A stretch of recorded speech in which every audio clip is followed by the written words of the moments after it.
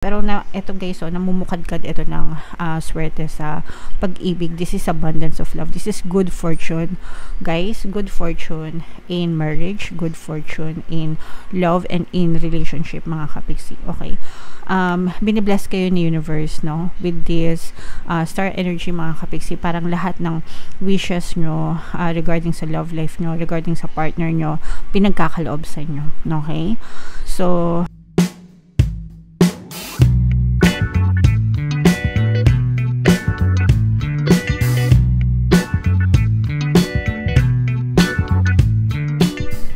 hello guys, hello Leo, welcome back to Pinay Pixie Tarot. Ang pamagat ng episode natin for tonight is Love Life Kapalaran para ngayong July para sa Leo, Sun, Moon, Rising, Sign, and Venus. General reading lang guys, pwedeng mag-resonate, pwedeng hindi, pwedeng positive, pwedeng negative. Pwedeng ma-pick up yung energy nyo, pwedeng ma-pick up yung energy ng person nyo. Roles can be reversed guys, if in case hindi kayo naka-resonate dito. Try nyong panoorin yung video dun sa zodiac sign ng person nyo guys, baka nandun yung energy nyo, mga kapiksi. So unahin natin to guys. Ito yung mga pwedeng maka-influensya sa inyong relationship, mga kapiksi. Alright. So, ito yung positive and negative, mga kapiksi, no? Unahin natin yung negative, guys, kasi for some of you, actually, for some of you, guys, pwedeng he, she, yung relationship, o kaya pwedeng she, mga kapiksi, meron tayong mature woman energy. Pwedeng energy nyo to, guys, or energy ng person nyo. Pwedeng matanda, mas matanda ka sa person mo. Okay? Or pwedeng kung siya naman yung babae, pwedeng mas matanda siya sa inyo, guys. Pero not necessarily matanda din na physical. Pwedeng matanda mag-isip, responsible, ganyan. Responsible magdala ng relationship. So, ang nakikita nating negative energy dito is yung open relationship, no? Open relationship is hindi committed, no? Kumbaga, pwedeng hindi masyadong committed sa'yo. Or pwede rin na nasa ano kayo, tawag dito, forbidden relationship. Pwedeng meron siyang pamilya, mga kapiksi, okay? Or pwedeng ikaw may family, ibig sabihin nasa third party situation, mga kapiksi, okay? O kaya naman pwedeng single siya, no, pero may pamilya, ibig sabihin baka meron siyang partner at may anak pero hindi sila kasal, so pwedeng hindi sila legally married, ganyan. Or pwede naman na hiwalay na sila nung kanyang former partner, pero parang may connection pa rin sila as a family, lalo na kung may anak sila. Or pwedeng ikaw yung ganun. Pwedeng nagiging cause din ng mga problema nyo is yung family nyo, mga kapiksi, okay? And itong person mo, kung open relationship kayo, mga kapiksi, the reason kung bakit ayaw niya ng commitment or ayaw mo ng commitment is because gusto nilang mag-enjoy sa kanilang freedom. Gusto nila yung malaya na nakakaalis sila sa isang relationship from one to another, ganyan. Pagka yung tipong may mga away na, ganyan, madaling umexit, no? Kasi nga walang commitment, ganyan. And for some of you naman guys, with this wallflower energy, this is yung dark past, no? Pwedeng sila yung may dark past or kayo na parang tinatago dun sa another person kasi natatakot kayo na baka kapag nalaman nila yung sikreto nyo is iwanan nila kayo or iwanan nyo sila kapag nalaman nyo yung sikreto nila. Okay? So, ganyan. And ang good naman dito, mga kapiksi, is for some of you maaring twin flame kayo nitong person mo, no? Kaya parang malakas yung connection nyo sa isa't isa, guys. Okay? Kahit na walang label, sometimes hindi naman kailangan ng label sa relationship. Pero matibay yung connection, mga kapiksi. Alright? Okay, so comment down below guys if feeling na naka-resonate kayo dyan sa mga energies na yan. Tingnan natin yung ganap sa love life nyo guys. Shuffle ko to. Habang sinashuffle ko to, panoorin nyo muna yung video natin regarding sa ating paano mag-manifest ng abundance video course.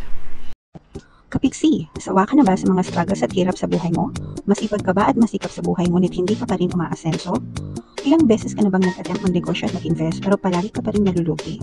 Sa pagkakataon na ito ay maaaring may subconscious beliefs ka na nagiging balakid sa iyong pag-unlad at pagyaman.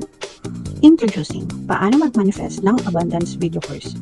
Dito ay matututunan mo ma-overcome ang mga balakid mo para tuluyan ka ng umunlad, umasenso, sumagana, maging matagumpay, successful at maswerte sa iyong kabuhayan, pera, trabaho, negosyo sa lapi at kaperahan ng bonggang-bongga. Dali, mag-send na ng email sa pinoypixitaro@gmail.com at simulan na ang iyong pagyaman ngayon. Alright, so sa lahat ng gusto mag-avail ng course guys, 20% discount tayo until June 30, i-avail nyo na mga kapiksi. Sobrang ganda ng course, sobrang laki ng discount. And meron din tayong bagong course guys, paano mawala ang third party at magkaroon ng harmonious na relationship. For some of you mga kapiksi, sa mga nagdudusa sa third party, para sa inyo yan, avail nyo na 30% discount guys until June 30. Sobrang ganda as in. Alright, so wow, so this is a very positive energy mga kapiksi for some of you. Okay, so meron tayong presence dito ng another fire sign guys, Aries, Leo, Sagittarius, at saka earth signs. Ito yung energy ng Leo, kaya in-represent ng Queen of Wands, and then ito naman yung ating love energy mga kapiksi. So again, earth signs, fire signs, no?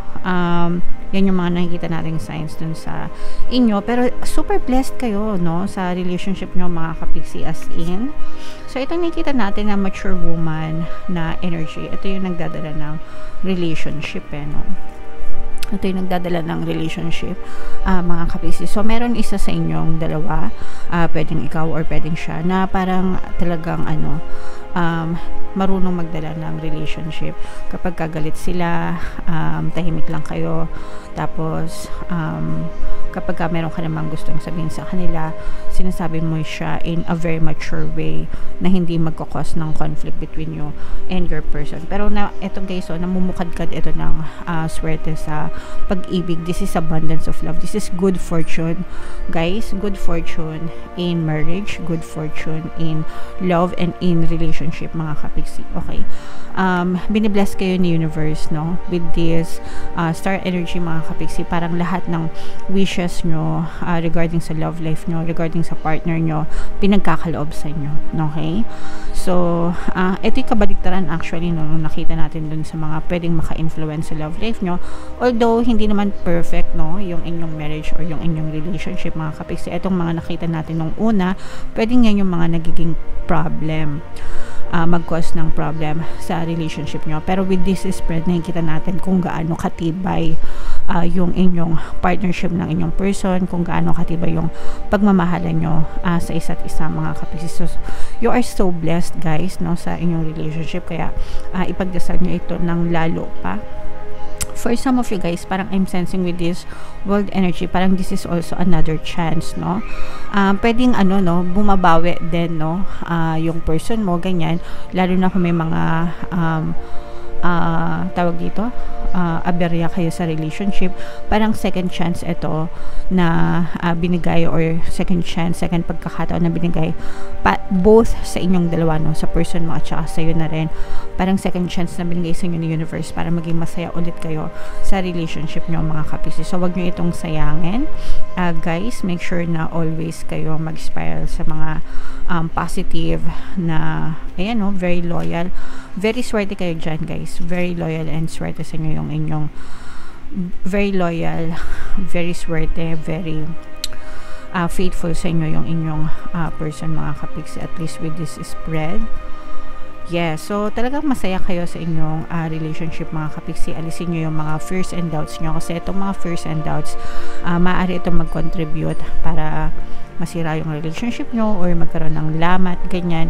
Hindi naman naiwasan guys sa relationship yung mga pag-aaway, pagsubok, no? Ang importante is magkasama pa rin kayo ng person mo. Hindi kayo mag-iiwanan nito, no? At least not now, not in this spread mga kapiksi.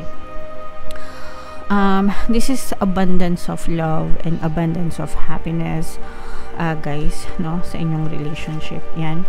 So nakikita nyo naman kung gaano kasaya kayo sa isa't isa.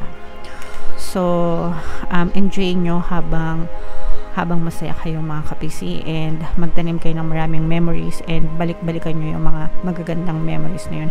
Huwag nyong bibigyan ng space sa relationship niyo yung pagdududa, guys, because when you start doubting your person, when you start doubting the relationship, doon na magsisimulang lumaki yung lamat sa relationship niyo. So don't even, no, wag nyong pasukan ng duda, please lang, kung ayaw nyong mawasak yung relasyon nyo.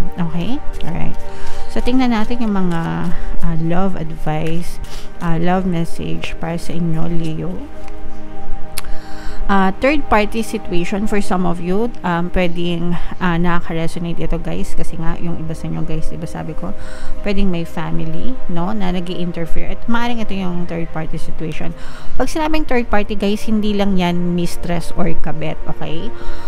Any other third party people, like yung mga families, friends, work, ganyan, barkada, bisyo, those are all considered third parties. So for some of you guys, other people may be interfering with this relationship and deeming its full potential. Pero guys, kung mahal nyo yung relationship nyo, wag nyong hayaan na mag-penetrate yung third party dun sa inyong relationship. So, alisin nyo yung mga duda, alisin nyo yung mga doubts, magtiwala kayo sa person nyo, magtiwala kayo sa sarili nyo. Kapag nagdadasal kayo, guys, dapat nagtitiwala kayo. Okay? So, kaya importante palagi na pinagdadasal yung relationship, mga kapiksi, para ma-build yung tiwala nyo. And wag nyo, sabi ko nga sa inyo, guys, wag nyong pasukan ng kahit isang duda para wag mawasak yung relationship. Ayan, oh, this is unconditional love. Ito talaga yung nakikita ko, guys, kanina pa, ever since, no? This is unconditional love. The love between you and your person is eternal. Nothing and no one can take it away from you. Wala talaga, no? Kahit na may mga third parties pa, yung mga third parties, guys, pwedeng part siya ng problema nyo, pero hindi siya enough para mawasak yung relationship nyo, kasi talagang super tibay nitong relationship nyo. You are so blessed in this relationship, mga kapiksi, no? You are protected, you are guided, and you are so fortunate and lucky. Talagang swerte kayo sa pag-ibig, mga kapiksi. This is unconditional. So, grabe. I-mind nyo yan, guys, Huwag niyong palampasin yan sa comment section. I-mind nyo yan, mga unconditional love na yan, abundance of love and happiness. For some of you, meron ditong unrequited feelings, no? Pero this doesn't resonate, at least dito sa reading na to, hindi ito nakaka-resonate. Pero if it resonates with you, guys, there isn't enough love to keep this relationship going on a healthy way. For some, okay, maaring for some of you, maaring unrequited yung feelings, ibig sabihin one-sided. So alam nyo naman, guys, kung ano yung nakaka-resonate sa inyo or kung ano yung hindi. If this resonates with you, then yes, pero if not, then no, okay? Pero dito sa reading na to, itong love message na to, hindi siya resonating. So kung ano yung naka-resonate sa inyo, guys, take that message, alright? And yung mga pinapamind ko sa inyo, guys, as in, ito'y wagas, no? Wagas na pag-ibig, as in, eternal, no? Sabi nga, eternal. So, this is wagas, eternal, unconditional. I-mind nyo yan because deserve nyo yan, Leo. Okay? Grabe, sobrang ganda. Yeah. Comment down below. Sana naka-resonate ka kasi super nice ng reading. Leo, comment down below if naka-resonate ka. Ito yung ating mga relationship subliminals, guys. Pakinggan nyo para makatulong sa inyo. And ito naman yung ating success stories ng paano mag-manifest ng abundance video course. Click here to subscribe, guys, and click here to join our membership program. Thank you for liking, sharing, and subscribing, and see you again next time. I love you all, guys. Have a nice day. Bye-bye.